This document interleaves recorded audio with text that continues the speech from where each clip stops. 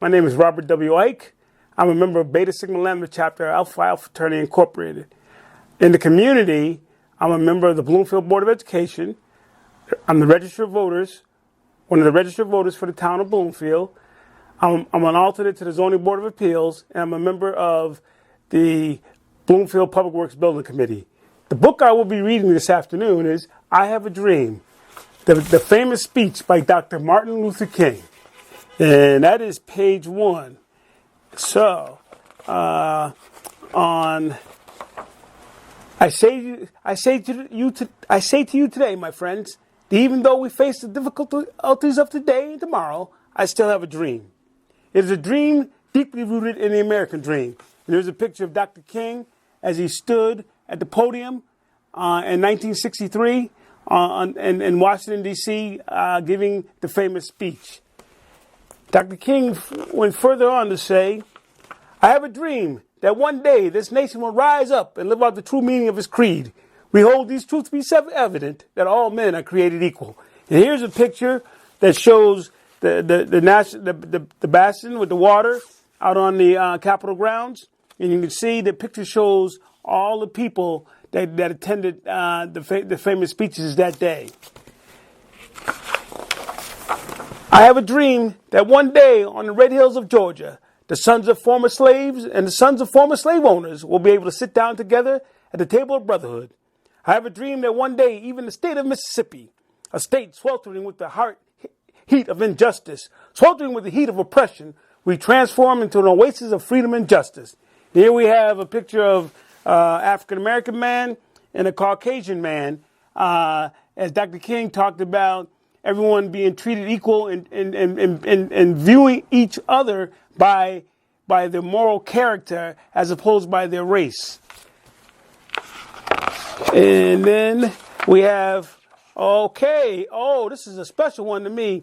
I have a dream that my 4 little children one day live in a nation where they will not be judged by the color of their skin, but by the content of their character. And this is very meaningful to me. Marty King, the third, we went to Morehouse together.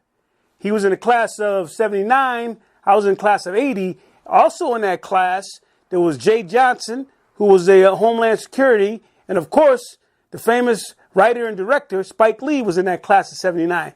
Class of 79 had some outstanding members. But I knew Marty King. I know him personally. And this is a picture of him and his siblings. And also Dexter King, the youngest son, was also a student at Morehouse. I should say that the King family, Daddy King went to Morehouse, Dr. Martin Luther King went to Morehouse, Marty went to Morehouse, and Dexter. And their brother A.D. King, the whole King family went to Morehouse College. Morehouse College is a predominantly African-American HBCU for males only, located in Atlanta, Georgia. I have a dream today. And here's a picture of Dr. King as he looked out over, talking about he has a dream today. I have a dream that one day, little black boys and black girls will be able to join hands with little white boys and white girls as sisters and brothers. I have a dream today. And here we have a picture of students, young children of different races, playing together, living out Dr. King's dream. And I have a dream that one day every valley shall be exalted, and every hill and mountain shall be made low. The rough places will be made plain, and the crooked places will be made straight. And the glory of the Lord shall be revealed, and all flesh shall see it together. And here we have a nice picture of the horizon as you look out over the horizon, what Dr. King was talking about. This is our hope. This is the faith that I go back to the South with. With this faith, we will be able to hew out of the mountain of despair a stone of hope. With this faith, we will be able to transform the jangling discords of our nation into a beautiful symphony of brotherhood. Here again is Dr. King looking out over the crowd and just looking out, just immersed in the crowd, feeling the vibes from the people and giving this famous speech.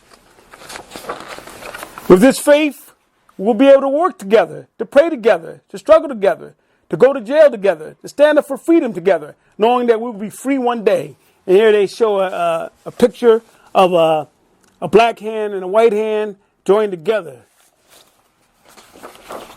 This will be the day when all of God's children will be able to sing with new meaning, my country, 'tis of thee, sweet land of liberty, of thee I sing, land where my fathers died, land of the Pilgrim's pride, from every mountainside let freedom ring. And if America is to be a great nation, this must become true. And here we have a picture, young people, of all people of persons of different race, young people together in harmony. Here's the picture. And so let freedom ring from the prodigious hilltops of New Hampshire. Let freedom ring from the mighty mountains of New York. Let freedom ring from the heightening Alleghenies of Pennsylvania. Let freedom ring from the Cape Rockies of Colorado. And here you see they have the different vistas and views that Dr. King was talking about across our great nation.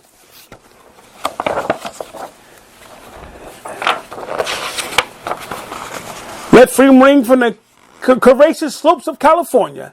But not only that, let freedom ring from Stone Mountain of Georgia. Let freedom ring from Lookout Mountain of Tennessee. Let freedom ring from every hill and molehill of Mississippi. And again, we have the different places in the South that Dr. King is talking about where freedom should ring. And from every mountainside, let freedom ring. Here he is. He's rising. He's rising to the moment of his speech. Here you can see the look on his face where he's just rising. He's just rising and looking over out into the world. He's just rising up.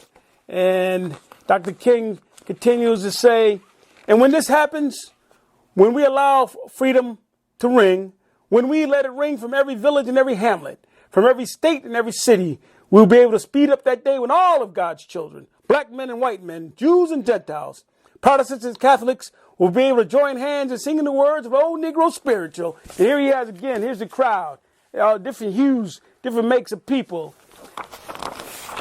Free at last, thank God Almighty, we are free at last. And here he has the picture with the doves and just emphasizing what he's talking about. So I enjoyed reading with you young people, and I want to thank you, and I hope you all are able to live your dreams. Thank you. 06. Bula Bula. 06.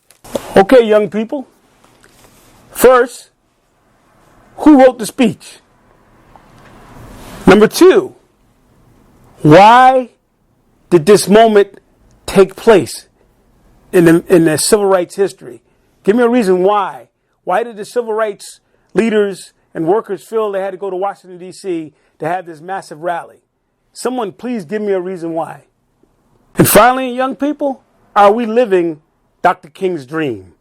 Are we living the dream? Thank you.